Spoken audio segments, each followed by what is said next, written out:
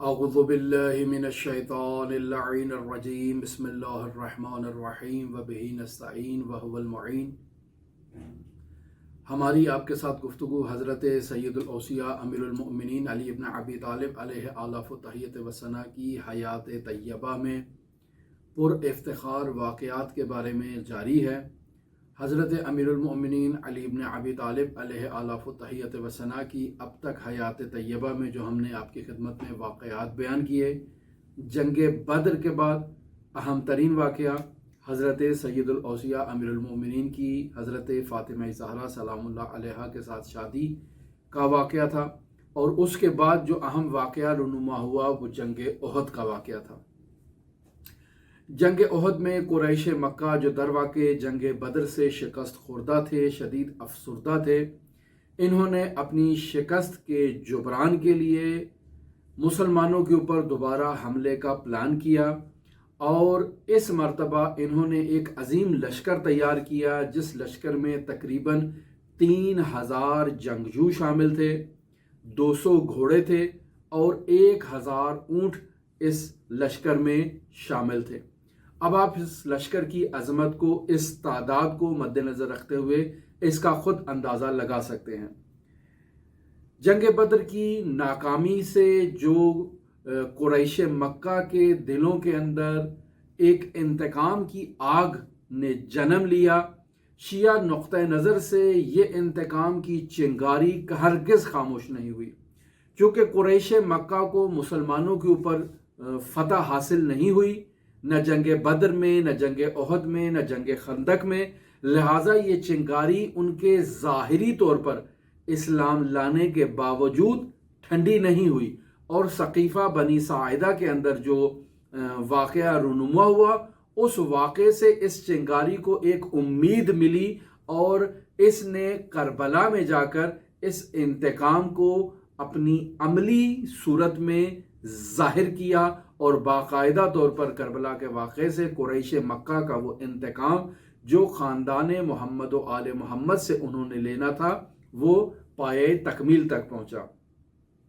लिहाजा ये जो अजीम लश्कर हम देख रहे हैं कुरैश मक्का ने जंग बद्र के बाद जंग उहद में मुजहज़ किया और तैयार किया, इसकी रिपोर्ट रसूल खुदा सल्लल्लाहु अलैहि वसल्लम को मदीना में मिली। रसूल खुदा सल्लल्लाहु अलैहि वसल्लम ने इस लश्कर से मुकाबले के लिए बाकायदा तौर पर एक कमेटी तश्कील दी जो इक़दामात करे और बताए कि हमें क्या करना चाहिए। दो तजावीज़ इसके सामने पेश आईं। बाज़ मुसलमानों का ये ख्याल था कि हमें मदीना के अतराफ़ में एक खंदक खोदनी चाहिए जो ईरानी तर्ज़ दिफा था।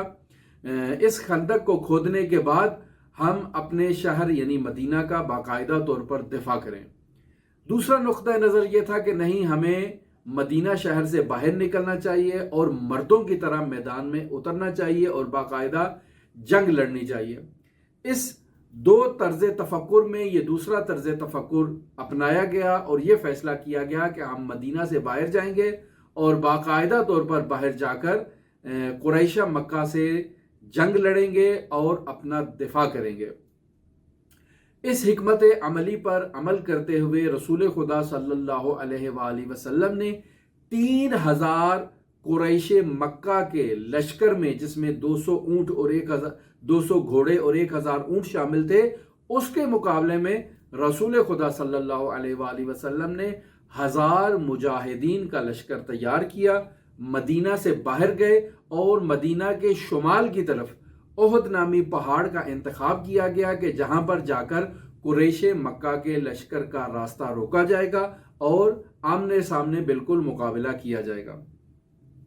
जब यह 1000 लश्कर मदीना से बाहर निकला तो रास्ते में अब्दुल्लाह बिन उबय नामी मुनाफिक ने, जो उस ज़माने में निफाक के एतबार से शोहरत रखता था, इसने लश्कर इस्लाम में फूट डालने की कोशिश की और 300 सहाबा इनको लेकर लश्कर इस्लाम से जुदा हो गया। मैं यहाँ इस मतलब की तरफ इशारा करना ज़रूरी समझता हूँ कि ये 300 अफराद जो लश्कर इस्लाम से इस मुश्किल वक्त में मुसलमानों के लश्कर को छोड़कर और रसूल खुदा सल्लल्लाहु अलैहि वसल्लम को छोड़कर मुसलमानों से जुदा हुए और वापस مدینہ چلے گئے۔ یہ 300 صحابہ بھی مسلمانوں کے نزدیک نہایت محترم اور نہایت عزیز ہیں۔ 700 افراد پر مشتمل لشکر جب 7 شوال کو صبح کے وقت احد کے مقام پر پہنچا اور قریش مکہ کے لشکر کے بالکل سامنے آ کر کھڑا ہوا تو رسول خدا نے اس موقعیت کا جائزہ لیا جو احد کی وہ پہاڑیاں تھیں۔ رسول خدا صلی اللہ علیہ وآلہ وسلم نے ایک پہاڑی کا انتخاب کیا کہ جہاں سے آپ صلی اللہ علیہ وآلہ وسلم کو یہ خدشہ تھا کہ ہمارے پیچھے سے دشمن ہمارے اوپر حملہ کر سکتا ہے، لہٰذا اس مقام پر اگر ہمارا لشکر کا ایک جو دستہ ہے وہ اگر تعینات کر دیا جائے تو یہ ہماری حفاظت کے لیے بہترین ہے، ہم آگے سے دشمن سے مقابلہ کریں گے، یہ افراد جو دستہ یہاں پر تعینات ہے یہ پیچھے سے ہمارا درواقع دفاع کرے گا، اگر دشمن نے ہم پر پیچھے سے حملہ کیا تو یہ ہمیں وہاں اس دشمن سے بچائے گا۔ لہٰذا اس پہاڑی کے اوپر رسول خدا صلی اللہ علیہ وآلہ وسلم نے عبداللہ بن جبیر نامی صحابی کے تحت فرمان 50 افراد کو تعینات کیا اور انہیں حکم دیا کہ کسی بھی صورت میں آپ نے اس پہاڑی کو نہیں چھوڑنا ہے اور اسی پہاڑی کے اوپر آپ نے اپنا قبضہ جمائے رکھنا ہے، خواہ مسلمانوں کو اس جنگ کے اندر کامیابی ہو یا مسلمان اس جنگ میں شکست خوردہ ہو جائیں، آپ نے اپنی جگہ سے نہیں ہلنا۔ لہٰذا یہ دستہ بھی تعینات ہو گیا اور اب اس جنگ میں سب سے اہم ذمہ داری جو بنتی ہے وہ علم کی ہے، یعنی لشکر میں عرب جنگوں کے درمیان یہ حکمت عملی ہوا کرتی تھی کہ لشکر میں علمدار نہایت ہی اہم پوسٹ ہوتی تھی جو لشکر کی ڈھارس ہوا کرتا تھا، یعنی اگر لشکر کے اندر علم جو ہے وہ برقرار رہے اور کھڑا رہے اور لہراتا رہے تو اس کا مطلب ہے کہ لشکر کو فتح نصیب ہو رہی ہے، اور اگر لشکر میں علم ڈگمگانا شروع کر دے یعنی جھکے پھر اٹھے پھر جھکے پھر اٹھے تو اس کا مطلب یہ ہوتا ہے کہ ہمارا علمدار جو ہے وہ یکی بعد دیگرے جو ہے وہ مرتا جا رہا ہے، یعنی ایک آدمی مرا تو دوسرے نے علم کو تھام لیا اور دوبارہ کھڑا کر دیا، دوسرا جب سرنگو ہوا تو تیسرے نے علم کو تھام لیا اور دوبارہ کھڑا ہوا۔ لہٰذا اسی حکمت عملی کے پیش نظر جو ہے وہ قریش کے لیے بھی علمدار نہایت اہمیت رکھتا تھا اور مسلمانوں کے لشکر میں بھی علمدار کی اہمیت اپنی جگہ پر واضح تھی۔ اس نقطے کے پیش نظر اس علمدار کا سرنگو ہونا نہایت اہمیت رکھتا تھا لشکر اسلام کے لیے بھی، اور لشکر قریش کے لیے بھی علمدار کو سرنگو کرنا نہایت اہمیت رکھتا تھا۔ لشکر قریش نے اپنے علم کی ذمہ داری شجاع ترین قبیلے یعنی بنی عبدالدار کے سپرد کی کہ وہ اپنے یعنی قریش کے لشکر کے علم کی حفاظت کریں گے۔ حضرت علی ابن ابی طالب علیہ آلاف و تحیت و ثنا نے یکی بعد دیگرے تمام ان علمداروں کو شکست دی اور انہیں واصل جہنم کیا۔ ظاہر ہے ایک علمدار جب واصل جہنم ہوگا تو علم نیچے گرے گا، دوسرا شخص جب تک اس کو نہیں تھام لیتا تو اس علم کے نیچے گرنے اور پھر دوبارہ اس کے ابھرنے اور اٹھنے سے اور لہرانے سے لشکر قریش میں ایک تذبذب رہا، اور اس تذبذب کے نتیجے میں جب یہ آخری علمدار بھی سرنگو ہوا اور واصل جہنم ہوا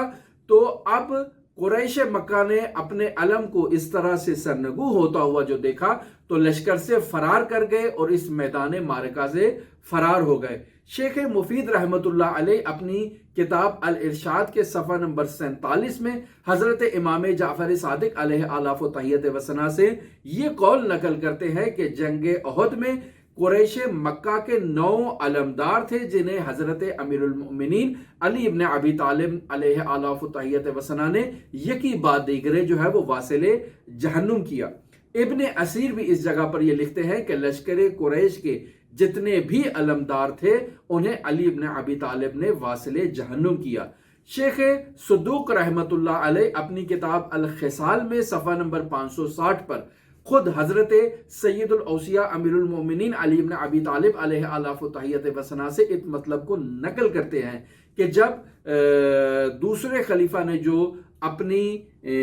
دنیا سے رخصت ہونے کے بعد جو خلافت کے تعین کے لیے 6 رکنی کمیٹی تشکیل دی تھی، جب اس کمیٹی کا خلافت کی تعین کے لیے اجلاس برقرار ہوا تو اس اجلاس میں حضرت سید الاوصیاء امیر المؤمنین علی ابن ابی طالب علیہ آلاف و تحیت وسنا نے اسی واقعے کی طرف اپنی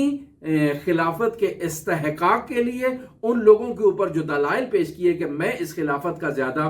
مستحق ہوں اور حقدار ہوں، ان دلائل میں ایک دلیل یہ بھی تھی کہ حضرت سید الاوصیاء نے ان تمام 5 افراد کو مخاطب کیا اور اس مطلب کی طرف اشارہ کیا کہ میں تمہیں اللہ کی قسم دیتا ہوں، یہ بات بتاؤ کہ کیا تم میں کوئی ایسا شخص ہے جس نے جنگ احد میں بنی عبدالدار کے 9 علمداروں کو اور پرچمداروں کو واصل جہنم کیا ہو؟ تو ظاہری بات ہے ان میں کوئی بھی ایسا فرد نہیں تھا، سب نے اپنے سر جو ہے وہ جھکا رکھے تھے۔ ان 9 افراد کے قتل ہونے کے بعد ان کا ایک غلام تھا جو بہت ہی بڑا ایک دیو ہیکل غلام تھا، جسے دیکھ کر ہی انسان جو ہے وہ اس پر ہیبت طاری ہو جائے اور انسان خوف زدہ ہو جائے۔ اس غلام کا نام صعب تھا۔ جب یہ 9 پرچمدار اور علمدار واصل جہنم ہوئے تو یہ غلام میدان میں آیا اور اس نے یہ شعار بلند کیا کہ میں اپنے مالکوں کا بدلہ محمد مصطفیٰ صلی اللہ علیہ وآلہ وسلم کو قتل کر کے ہی پورا لوں گا۔ لہٰذا جب یہ میدان میں آیا تو سب اس دیو ہیکل غلام کو دیکھ کر خوفزدہ ہو گئے اور ان کے بدنوں میں جو ہے وہ لرزہ اور کپکپی طاری ہو گئی۔ کسی میں جرأت نہیں تھی کہ وہ اس غلام کے سامنے جائے اور اس کے جو ہے وہ منہ پر ایسی ضرب لگائے کہ یہ اپنے نجس دہن سے محمد مصطفیٰ کا نام مبارک اس گستاخی کے ساتھ کیوں لے رہا ہے۔ کسی صحابی میں یہ جرأت نہیں تھی۔ علی ابن ابی طالب کہتے ہیں کہ اس صعب کو میں نے واصل جہنم کیا اور پے در پے اس پر حملے کیے اور اسے وسط سے 2 حصوں میں تقسیم کیا۔ کیا تم میں کوئی ایسا شخص ہے؟ ان 5 افراد کو حضرت مخاطب کر کے کہہ رہے ہیں کہ کیا تم افراد میں سے کوئی ایسا فرد ہے جس نے ان 9 پرچمداروں کو واصل جہنم کیا ہو اور انہیں جہنم میں بھیجنے کے بعد اس صعب کا مقابلہ کیا ہو اور اسے واصل جہنم کیا ہو؟ تو تمام اراکین کمیٹی، جو 6 افراد کی کمیٹی تھی، وہ خاموش سنتے رہے اور سکوت کا مظاہرہ کیا اور کسی کے پاس کوئی جواب نہیں تھا حضرت علی ابن ابی طالب علیہ آلاف و تحیت وسنا کی افضلیت کے بارے میں۔ یہ واقعہ اس طرح سے رونما ہوا۔ پھر اس کے بعد رہ جاتی ہے وہ پہاڑی، جب مسلمانوں کو جنگ احد میں بظاہر شکست فتح ہونا شروع ہوئی اور تمام وہ 9 علمدار، ان کے پرچمدار جو ہیں وہ واصل جہنم ہوئے، تمام قریش مکہ جو ہے وہ تتر بتر ہو گئے، تو اب یہاں پر موقع اس بات کا ہے کہ وہ افراد جو پہاڑی پر رسول خدا صلی اللہ علیہ وآلہ وسلم نے تعینات کر رکھے تھے، ان کی ذمہ داری تھی کہ وہ اپنی جگہ پر برقرار رہے۔ لیکن جو ہی انہوں نے یہ مشاہدہ کیا کہ لشکر قریش بھاگ چکا ہے، انہیں شکست ہو چکی ہے اور مسلمان اب غنائم جنگی جمع کرنا شروع کر دی ہے تو انہوں نے بھی یہ فیصلہ کیا کہ ہم بھی اس پہاڑی سے نیچے اترتے ہیں اور جا کر باقاعدہ طور پر غنائم کو جمع کرتے ہیں۔ اس موقع پر پہاڑی پر جو رسول خدا صلی اللہ علیہ وآلہ وسلم نے ان دستے کا جو سربراہ تعینات کر رکھا تھا عبداللہ بن جبیر، اس نے مسلمانوں کو اس غفلت سے روکا اور رسول خدا صلی اللہ علیہ وآلہ وسلم کا 2 ٹوک فرمان انہیں یاد دلایا کہ رسول خدا صلی اللہ علیہ وآلہ وسلم نے فرمایا ہے کہ اگر مسلمانوں کا لشکر جیت جاتا ہے تو بھی تمہاری ذمہ داری ہے اس پہاڑی کا دفاع کرنا، اور اگر ہمیں شکست ہوتی ہے تو بھی تم نے اپنی جگہ کو نہیں چھوڑنا، یہیں پر تم نے ثابت قدم رہنا ہے۔ لیکن کسی نے اس عبداللہ بن جبیر کی بات کو نہیں سنا، سوائے 9 افراد سے کم افراد، یعنی 40 سے زائد مسلمان جو ہے وہ اپنی پوسٹ کو چھوڑ کر اور غنائم جنگی کے لالچ میں نیچے اتر آئے، اور یہ عبداللہ بن جبیر وہاں 10 سے کم مجاہدین کے ساتھ پہاڑی پر کھڑا رہا۔ دور سے مسلمانوں کا، آج کل کے ہمارے مسلمانوں کا ہیرو خالد بن ولید اس منظر کو دیکھ رہا تھا اور منتظر تھا کہ کب یہ مسلمان اس پہاڑی کو چھوڑیں گے اور خالد بن ولید وہاں سے مسلمانوں کے اوپر حملہ کرے گا۔ جو ہی مسلمان پہاڑی سے نیچے اترے اور انہوں نے غنائم جنگی جمع کرنا شروع کیے، دوبارہ قریش نے اپنے پرچم کو بلند کیا اور خالد بن ولید کی سربراہی میں دوبارہ پیچھے سے مسلمانوں کے اوپر حملہ کیا۔ اب وہ قریش کا لشکر جو تتر بتر ہو چکا تھا، جو فرار کر چکا تھا، اس نے دیکھا کہ دوبارہ لشکر کا علم جو ہے وہ دوبارہ علمدار نے اٹھا لیا ہے اور دوبارہ لشکر اپنی جگہ پر قائم ہے، تو وہ افراد جو بھاگ رہے تھے وہ واپس پلٹے اور اس طرف سے خالد بن ولید کی سربراہی میں یہ لشکر آگے بڑھا اور دونوں طرف سے مسلمانوں کو انہوں نے گھیر لیا اور اب مسلمانوں کے اوپر ایک ایسا حملہ شروع کیا کہ جس حملے سے جو ہے وہ مسلمانوں کو شکست ہوئی۔ قریش کا وہ لشکر جو بھاگ رہا تھا، اس لشکر کو حوصلہ دینے کے لیے، اس کی ہمت کو دوبارہ بحال کرنے کے لیے امرہ بنت علقمہ نامی ایک خاتون میدان میں اتری اور اس نے اس لشکر کو ڈھارس دی۔ ظاہری بات ہے جب مرد فرار کر رہے ہوں اور بھاگ رہے ہوں، ایسے میں ایک عورت اگر میدان میں اترے تو مردوں کی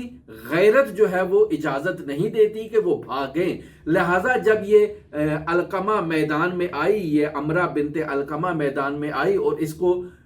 آتے ہوئے جب قریش مکہ نے دیکھا اور ادھر سے خالد بن ولید نے جو پرچم بلند کیا تھا اس پرچم کو بھی دیکھا تو ان میں حوصلے بڑھے اور یہ دوبارہ واپس آئے۔ دونوں طرف سے جب مسلمانوں کو حملہ کیا گیا تو تمام مسلمانوں کا آپس میں رابطہ اور وہ جو فرماندہی کا لشکر سے ایک رابطہ ہوتا ہے وہ منقطع ہو گیا۔ تو ایسے میں مسلمانوں کو جو فتح ہو رہی تھی یہ فتح شکست میں تبدیل ہوئی ان 40 افراد کے غنائم جنگی جمع کرنے کے نتیجے میں۔ نتیجہ یہ نکلا کہ 70 مجاہدین اسلام اس جنگ میں شہید ہو گئے، جن میں حضرت حمزہ بن عبد المطلب جو سید الشہداء ہیں، مصعب بن عمیر، یہ عظیم افراد تھے کہ جو اس جنگ میں مسلمانوں کے شہید ہوئے، جن کی شہادت نے مسلمانوں کے اوپر ایک قاری ضرب لگائی۔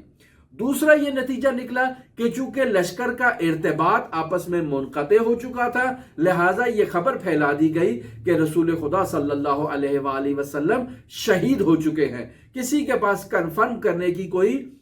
مقام نہیں تھا، لہٰذا نتیجہ یہ نکلا کہ مسلمانوں کی اکثریت جو ہے وہ اس جنگ سے بھاگ گئی اور جب مسلمان اس جنگ سے بھاگنا شروع ہو گئے تو اب رسول خدا صلی اللہ علیہ وآلہ وسلم کا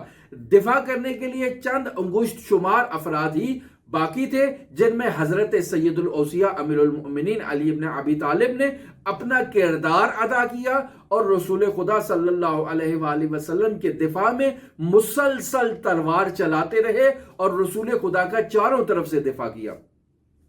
اس واقعے کو ابن اسیر نے اپنی کتاب الکامل فی التاریخ کی جلد نمبر 2 اور صفحہ نمبر 154 پر درج کیا ہے۔ ابن اسیر لکھتے ہیں کہ رسول خدا نے مشرکین کے ایک گروہ کو حملہ کے لیے تیار دیکھا کہ وہ رسول خدا صلی اللہ علیہ وآلہ وسلم کو شہید کرنے کے لیے بڑھ رہے ہیں، تو آپ صلی اللہ علیہ وآلہ وسلم نے علی ابن ابی طالب کو حکم دیا کہ اس لشکر کو جو ہے وہ اس کا قلع کما کرے۔ علی ابن ابی طالب اس لشکر کی طرف بڑھے، ان کا قلع کما کیا، باقی سب تتر بتر ہو گئے اور بھاگ گئے۔ پھر رسول خدا نے ایک اور لشکر کو اپنی طرف بڑھتے ہوئے، گروہ کو اپنی طرف بڑھتے ہوئے دیکھا، پھر علی کو بلایا کہ اب اس طرف سے یہ لوگ آ رہے ہیں، تو پھر علی ابن ابی طالب اس طرف بڑھے اور ان افراد کو ہلاک کیا اور جو باقی منظر دیکھ رہے تھے وہ تتر بتر ہو گئے اور بھاگ گئے۔ تو علی ابن ابی طالب نے نہایت مردانگی کے ساتھ، نہایت شجاعت کے ساتھ رسول خدا صلی اللہ علیہ وآلہ وسلم کا دفاع کیا، اور اگر اس جنگ میں اس مقام پر حضرت علی ابن ابی طالب موجود نہ ہوتے تو العیاذ باللہ خاک بدہانم رسول خدا صلی اللہ علیہ وآلہ وسلم ان اصحاب کے فرار کرنے سے شہید ہو جاتے اور اسلام کا یہ پیغام آج ہم تک اس انداز میں نہ پہنچتا۔ تو بس یہ مجاہدین اسلام، یہ صحابہ جنہیں آج کا ہمارا معاشرہ بہت عظیم شمار کرتا ہے، یہ معاشرہ، یہ صحابہ باعث بنے کہ 70 عظیم صحابی اس دنیا سے چلے جائیں اور شہید ہو جائیں ان کی غفلت اور ان کی کوتاہی کی وجہ سے، لیکن ہم ان اصحاب کے کردار اور ان کی گفتار کے بارے میں گفتگو نہیں کر سکتے، چونکہ ہمارے معاشرے میں صحابہ ایک خاص قسم کی عصمت اور ایک خاص قسم کی حفاظت سے برخوردار ہیں کہ ان کے کردار کے بارے میں کوئی گفتگو نہیں کر سکتا، جو ایک نہایت المیہ ہے۔ ہمارے اسلام نے یہ بیان واضح طور پر بیان کر دیا ہے کہ انما اکرمکم عند اللہ اتقاکم، کہ بتحقیق بے شک معیار جو ہے وہ تقوی ہے، اس کا رسول خدا صلی اللہ علیہ وآلہ وسلم کی صحبت میں ہونا معیار نہیں ہے۔ وہ رسول خدا صلی اللہ علیہ وسلم کو چھوڑ کر بھاگ گیا، وہ رسول خدا صلی اللہ علیہ وسلم کو میدان جنگ میں اس حالت میں چھوڑ کر بھاگ گیا کہ وہ شہید ہو جاتے، لیکن مسلمانوں کے نزدیک پھر بھی وہ صحبت رسول کی وجہ سے اہمیت رکھتا ہے، اس کا مقام ہے، اور رسول خدا صلی اللہ علیہ وآلہ وسلم بے شک شہید ہوتے ہیں تو شہید ہو جائیں، صحابی ہمارے نزدیک محترم ہے۔ ہم اصلی موضوع کی طرف آتے ہیں کہ رسول خدا صلی اللہ علیہ وآلہ وسلم کی حفاظت اور رسول خدا صلی اللہ علیہ وآلہ وسلم کے دفاع کی ذمہ داری حضرت سید الاوصیاء امیر المؤمنین علی بن ابی طالب نے ایک ایسے انداز میں نبھائی کہ خود ملائکہ بھی حضرت علی بن ابی طالب کی شجاعت کو دیکھ کر ورطہ حیرت میں مبتلا تھے، اور باقاعدہ فرشتہ وحی رسول خدا صلی اللہ علیہ وآلہ وسلم کے پاس نازل ہوا، اور علی بن ابی طالب کی اس کمال فداکاری کو دیکھ کر رسول خدا سے کہا کہ یہ جوان کس قدر جو ہے وہ شجاعت کا مظاہرہ کر رہا ہے۔ تو رسول خدا صلی اللہ علیہ وآلہ وسلم نے یہ ارشاد فرمایا کہ یہ جوان شجاعت کا مظاہرہ کیوں نہ کرے، یہ مجھ سے ہے اور میں اس سے ہوں۔ تو اسی ہنگام میں اس آسمان پر بھی ایک صدا گونجی، جسے تمام لوگوں نے سنا تو صحیح، لیکن صدا کو بلند کرنے والے فرشتے کو کسی نے نہیں دیکھا، جو کہہ رہا تھا کہ لا سیف الا ذوالفقار لا فتح الا علی۔ یہ جملہ اسی طرح سے، البتہ ہمارے معاشرے میں اس کو اس طرح سے دہرایا جاتا ہے کہ ولا فتح الا علی لا سیف الا ذوالفقار، لیکن تاریخ ابن اسیر نے اس کو اسی طرح سے ذکر کیا ہے کہ لا سیف الا ذوالفقار لا فتح الا علی۔ ابن ابی الحدید جو ہے وہ نہج البلاغہ کی شرح میں جلد نمبر 14 صفحہ نمبر 253 پر اسی واقعے کو اس انداز میں لکھتا ہے کہ جب رسول خدا صلی اللہ علیہ وآلہ وسلم کے اکثر صحابہ میدان جنگ کو چھوڑ کر رسول خدا صلی اللہ علیہ وآلہ وسلم کو اغیار کے نرغے میں چھوڑ کر فرار کر گئے، تو ایسے میں حضرت علی ابن ابی طالب کا دفاع حضرت علی ابن ابی طالب نے کیا، یعنی بنی کنانہ کا ایک گروہ رسول خدا صلی اللہ علیہ وآلہ وسلم کو شہید کرنے کے لیے ایک طرف سے بڑھا، اور بنی عبد منات کا ایک گروہ دوسری طرف سے علی ابن رسول خدا صلی اللہ علیہ وآلہ وسلم کو شہید کرنے کے لیے بڑھا، اور ان گروہوں کے اندر عرب کے 4 نامور جنگجو بھی شامل تھے۔ علی ابن ابی طالب نے رسول خدا صلی اللہ علیہ وآلہ وسلم کے دفاع میں ان تمام افراد کو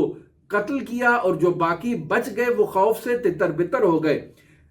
یہاں پر ابن ابی الحدید لکھتے ہیں کہ یہ افراد جو حضرت رسول خدا کو شہید کرنے کے لیے آگے بڑھ رہے تھے، ان کی تعداد 50 تھی، جبکہ علی ابن ابی طالب ان کا دفاع، رسول خدا کا دفاع کرنے کے لیے تنہا تھے ان 50 آدمیوں کے لیے۔ دوسری خصوصیت یہ تھی کہ وہ افراد سوار تھے، اور علی ابن ابی طالب باقاعدہ زمین پر پیدل رسول خدا صلی اللہ علیہ وآلہ وسلم کا دفاع کر رہے تھے، لیکن اس کے باوجود علی ابن ابی طالب نے پے در پے حملے کیے، اپنی شجاعت کا، اپنی جو ہے بہادری کا مظاہرہ کیا، فداکاری کا مظاہرہ کیا، رسول خدا صلی اللہ علیہ وآلہ وسلم کا دفاع کیا، اور ان 4 قہرمانوں کو واصل جہنم کیا، اور ان کے علاوہ بھی جو ہے وہ لشکر کے 10 افراد کو واصل جہنم کیا۔ جبرائیل جب رسول خدا صلی اللہ علیہ وآلہ وسلم کے پاس تشریف لائے ابن ابی الحدید کے بقول، تو حضرت علی کی اس شجاعت کے بارے میں فرشتوں کے قول کو نقل کیا کہ فرشتے اس جوان کی رشادت، شجاعت اور بہادری کو دیکھ کے ورطہ حیرت میں مبتلا ہیں۔ تو رسول خدا صلی اللہ علیہ وآلہ وسلم نے یہ فرمایا کہ یہ کیوں شجاعت کا مظاہرہ نہ کرے، یہ مجھ سے ہے اور میں اس سے ہوں۔ تو یہاں پر جبرائیل نے اس جملے کو تکرار کیا اور آسمان پر بار بار یہ صدا گونجتی ہوئی جو ہے وہ اصحاب نے سنی، جس میں آواز تو سنائی دے رہی تھی لیکن کہنے والا نظر نہیں آ رہا تھا۔ ابن ابی الحدید نے بھی اس جملے کو اسی طرح سے نقل کیا ہے کہ لا سیف الا ذوالفقار ولا فتح الا علی۔ رسول خدا صلی اللہ علیہ وآلہ وسلم نے حضرت علی سے کہا کہ ان کے پیچھے جاؤ، یعنی اب جب تمام لشکر کو حضرت علی ابن ابی طالب نے واصل جہنم کیا، باقی تتر بتر ہو گئے، اور رسول خدا صلی اللہ علیہ وآلہ وسلم کا نہایت ہی جوان مردی سے حضرت علی ابن ابی طالب نے دفاع کیا، تو ایسے میں ابو سفیان کو اپنی فتح نظر نہیں آئی۔ جو بچا کھچا لشکر تھا اس کو بچا کر ابو سفیان نے واپسی کا کوچ کیا اور ارادہ کیا۔ رسول خدا صلی اللہ علیہ وآلہ وسلم نے حضرت سید الاوصیاء سے کہا کہ آپ ان کے پیچھے جائیں اور دیکھیں کہ اگر تو یہ اپنے اونٹوں پر سوار ہیں اور گھوڑوں کو پیچھے سے ہانک رہے ہیں تو آپ سمجھ لیں کہ یہ واپس مکہ کی طرف جا رہے ہیں، لیکن اگر برعکس ہو، یعنی یہ اپنے گھوڑوں پر سوار ہوں اور اونٹوں کو ہانک رہے ہوں، تو آپ جان لیں کہ یہ مدینہ کی طرف جا رہے ہیں اور اب ان کا ارادہ یہ ہے کہ مدینہ پر حملہ کریں۔ یہاں تو صحابی بھاگ چکے ہیں اور ان کے گمان میں یہ ہے کہ ہمیں جیت ہو گئی ہے، تو اب شہر مدینہ پر قبضہ کر لیا جائے۔ حضرت سید الاوصیاء امیر المومنین علی ابن ابی طالب کی ذات جب ان کے پیچھے گئی اور جا کر آپ نے مشاہدہ کیا اور دیکھا کہ یہ اپنے اونٹوں پر سوار ہیں اور گھوڑوں کو ہانک رہے ہیں، تو آپ نے اعلان کیا باقاعدہ طور پر آ کر کہ یہ جنگ ہم لوگ جیت چکے ہیں اور یہ لوگ اب واپس جا رہے ہیں، ان کا مدینے کے اوپر حملہ کرنے کا کوئی ارادہ نہیں ہے۔ تو اس طرح سے مسلمانوں کی جیتی ہوئی جنگ کو کیسے خود مسلمانوں کی غفلت سے شکست میں تبدیل کیا گیا، اور پھر حضرت سید الاوصیاء اور ان کے ساتھ جو انگشت شمار گنے چنے چند صحابی تھے جنہوں نے رسول خدا صلی اللہ علیہ وآلہ وسلم کا نہایت ہی جوان مردی جان فشانی سے